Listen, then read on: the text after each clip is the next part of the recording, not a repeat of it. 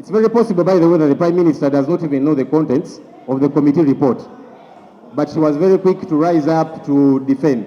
Honorable Chair, Speaker, I am on procedure. Legal Committee Chairman, Honorable Namuyango, I am on point of procedure. You're always absent here. You don't even know the rules. Please. Prime Minister, order. Honorable members. Honorable members. Honorable members, let's have calm. Let's not finish his statement. Honorable Speaker, I would like that the Prime Minister ceases to get excited. Please don't get excited. This is a parliament of rules. And you have been here for quite a bit of time. I don't know why as Prime Minister you don't read the rules. Honorable Lord, can you raise your issue? And I was raising it before the Prime Minister, who doesn't know the rules, rose up to disorganize me. No, you raise your issue. Raise your issue. Let me then raise it. Hopefully the Prime Minister will be calm and quiet. Right, Honorable Speaker. As I was saying, before I was rudely interrupted by the Prime Minister, I had expected, Right Honorable Speaker, the committee chairperson to help us, and because when you gave that guidance, that there's going to be adequate time, for me, I took that to be guidance for the committee. So I don't know why they hurried and locked out. No, let's hear from the chair of the committee. Chair committee. Perhaps. Chair committee. Hassan, I'm going to send you out. There is one house. I do understand that a committee can process a bill even in 1 hour. Forget about one entire day. But you see, that is in the event when there are no interested people as stakeholders to give input. Because you see, our law passing process is supposed to be consulted. So right, let me finish this, Right Honorable Speaker, and then you'll guide. So the reason I have insisted to give our input, and you looked them out, that's the challenge. You can produce and process a bill in even 1 hour. As of now, we don't even know which stakeholder was they interacted with. I am a stakeholder, Right Honorable Speaker. So what we need to do is to wait and hear which stakeholders they consulted. Allow me to finish and then you rule, Right Honorable Speaker. I'm a stakeholder. My political party received the invitation at 8 a.m. saying come at 9 a.m. That's the National Unity Platform. We wrote to the committee and they received the letter requesting that this was very short notice. There's no magic we could do. That is and requested for Monday that is on which bill at 9 a.m. Which bill now are we talking on the UPDF amendment bill. Okay, let's first start with the allow me to finish, Right Honorable Speaker. Yes, Lord. The committee received our letter. They did not write back to us. So as we were waiting to show up on Monday to present our views, over the weekend they were busy processing, writing a report. That's problematic, Right Honorable Speaker, because you see, we are supposed to be a people-centered parliament, meaning that the laws we pass, which should be for the good of the people, those people should be consulted so that they have their input. And by the way, you can end up disregarding the input of those stakeholders, but listen to them. You cannot disregard them and think it's okay. No, listen to them, and then you can disregard them. But when you don't give them opportunity to show up, you are violating our laws.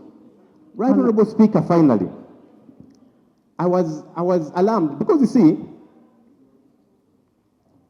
we seem to be creating and painting an atmosphere that regardless of what the views that come through are, this bill is finito. I saw with sadness the government chief whip late in the night. He was speaking to the media. He said, we have met and concluded that this bill is going to be passed as is. That worried me because the government chief whip, who is our colleague here, knows that this bill, the UPDF amendment bill, was brought to this house by government.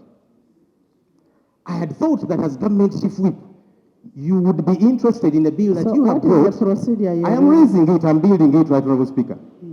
I had thought that as government chief whip, you would be interested in input of different stakeholders into your bill as government. But when you bring a bill, and then you say, we are going to pass it as is, regardless of any other input, regardless whether consultations have happened or not, that is problematic.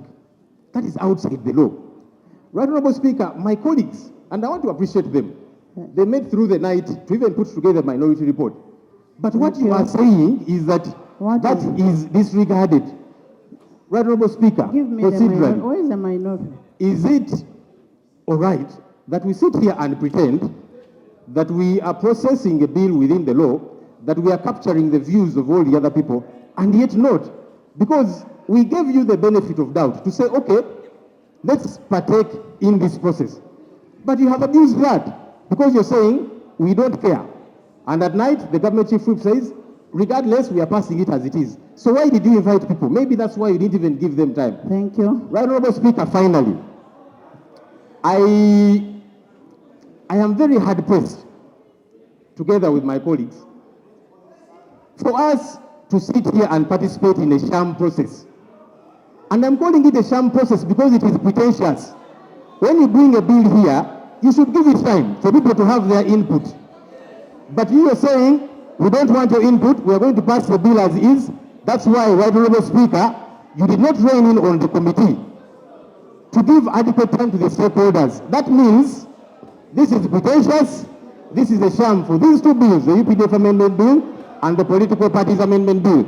So, Right Honorable Speaker, myself together with my colleagues, we are hard pressed to participate in this sham process.